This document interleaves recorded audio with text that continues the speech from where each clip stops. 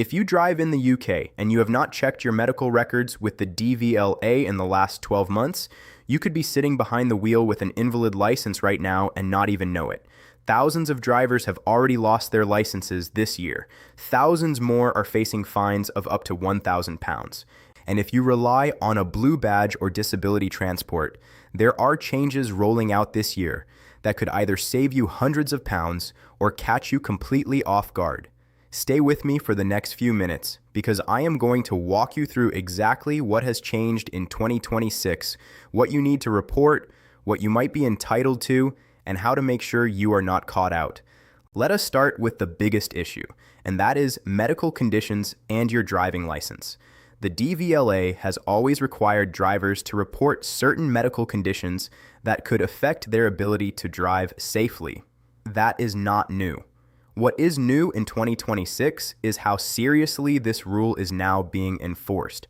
Officials have confirmed that more than 30,000 driving licenses have been revoked or refused renewal over the past 4 years because of health conditions, and eyesight problems alone account for a huge share of that number. Vision issues remain one of the biggest concerns for road safety officials, and there is now serious discussion about introducing mandatory eyesight testing for drivers aged 70 and over, because the current system of simply self-reporting is seen as not strict enough.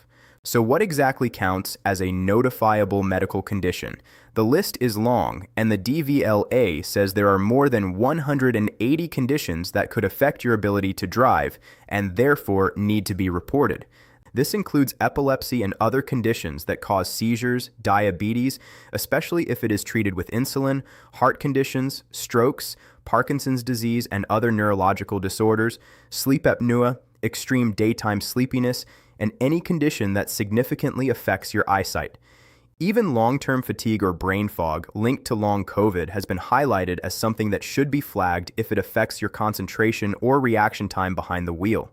If your doctor tells you that a condition or a medication could impact your driving, the responsibility is on you to inform the DVLA. It is not optional, and it is not something you can quietly ignore. Here is the part that catches people out. A lot of drivers assume that reporting a condition automatically means losing their license. In the vast majority of cases, that is simply not true. Most people who report a condition are able to keep driving on a regular license, or they are issued what is called a medical license, which looks almost identical to a standard license, but comes with specific codes showing any conditions or restrictions. These medical licenses typically need to be renewed every 1, 2, 3, or 5 years depending on the condition, so the DVLA can check that things remain stable. The real danger is not in reporting your condition.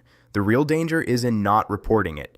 If you fail to disclose a condition that should have been reported and you are involved in an accident, the consequences can be severe. You are looking at a fine of up to £1,000 simply for the failure to disclose. But if there is an accident involved, you could also face criminal charges. And here is the part that really matters for your wallet. Your car insurance could be treated as invalid. That means if you cause a crash while driving with an unreported medical condition, you could be personally liable for all of the costs that follow, including damage to other vehicles, medical expenses, and legal fees. An undisclosed medical condition does not just risk your license. It risks your entire financial safety net. Now let us talk about older drivers specifically, because this is where a lot of the 2026 changes are concentrated. From March 2026, a revised medical review and license renewal process has been introduced for drivers aged 60 and above. This does not mean every driver over 60 is suddenly being tested. What it means is that reviews are happening earlier and more frequently for drivers who show signs of a health issue that could affect their driving. If the DVLA identifies a concern, they may request a medical report from your GP or a specialist, and depending on what that report says, you could be issued a shorter renewal window, or specific restrictions might be added to your license. The key message here is simple.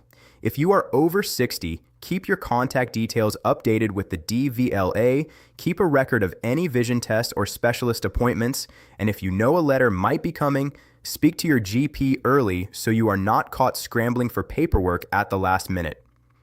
There has also been growing conversation around cognitive health and driving. Doctors and other medical professionals are being encouraged to flag cases where a patient shows signs of cognitive decline that could affect their ability to drive safely, even before a formal diagnosis like dementia has been confirmed.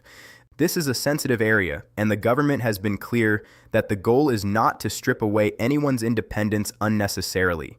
The goal is to catch potential risks early, protect the driver, and protect everyone else on the road.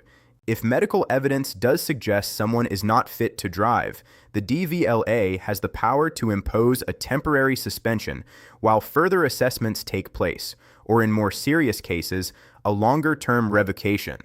But these decisions are based on evidence, not assumptions, and there are review and appeal processes available if you believe a decision has been made incorrectly. Let us shift now to something a lot of you have been asking about, and that is the Blue Badge scheme and wider disability transport support, because there is genuinely good news here alongside a few things you need to watch. First, the good news. From the 1st of March 2026, the eligibility criteria for the disabled person's railcard expanded significantly. Previously, this railcard was only available to people receiving certain specific benefits or living with clearly defined medical conditions. Now, if you hold a Blue Badge or a disabled person's bus pass, you may automatically qualify.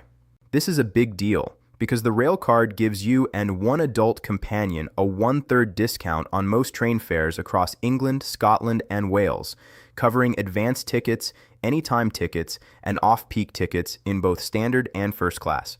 On average, people who take up this rail card save around £126 a year, and it costs just £20 for 1 year or £54 for 3 years.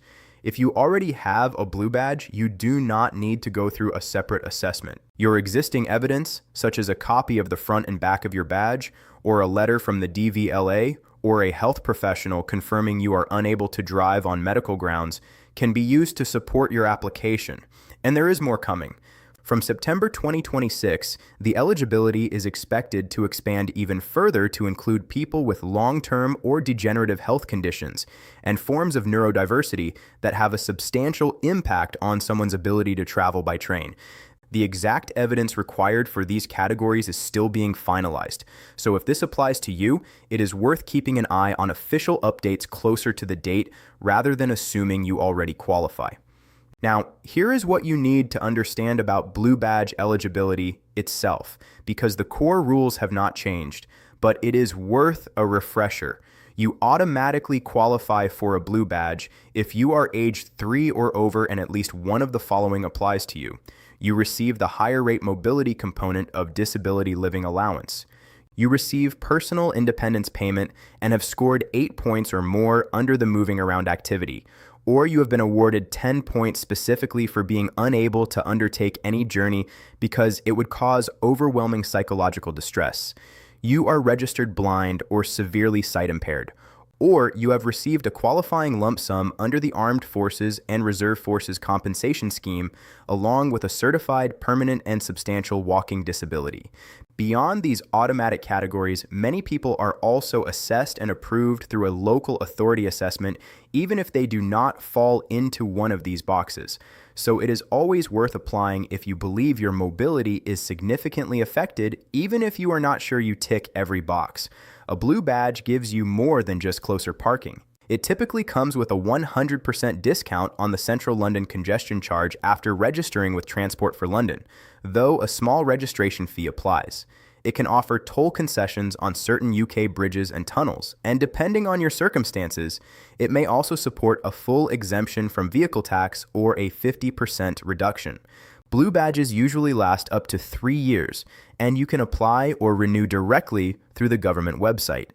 Now, for the part I want you to pay close attention to, if you currently receive personal independence payment, because this affects your Blue Badge indirectly. The Department for Work and Pensions is currently reviewing how PIP mobility assessments work, with that review expected to complete around autumn 2026. Stricter eligibility rules are likely to affect new applicants from late 2026 onward. Importantly, officials have confirmed that these changes will not affect Blue Badge travel concessions for people who are already receiving PIP and related benefits. If you are an existing claimant, your current support stays in place for now.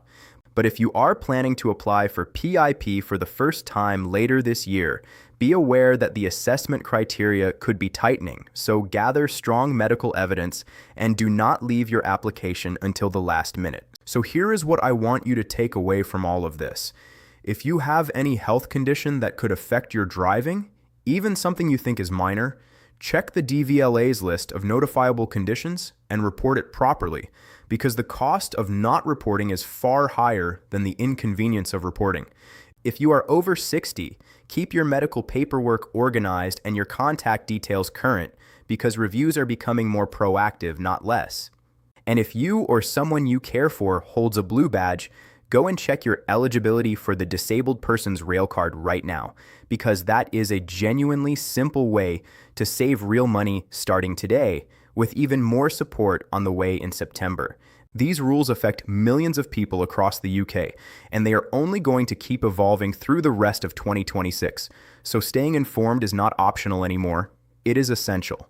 If this video helped you understand where things stand, do me a favor and hit that subscribe button, because I will be tracking every one of these updates as they happen and breaking them down in plain English right here on my channel. Turn on notifications so you never miss the next warning that could affect your license, your wallet, or your independence. Thank you for watching, take care of yourselves out there, and I will see you in the next one.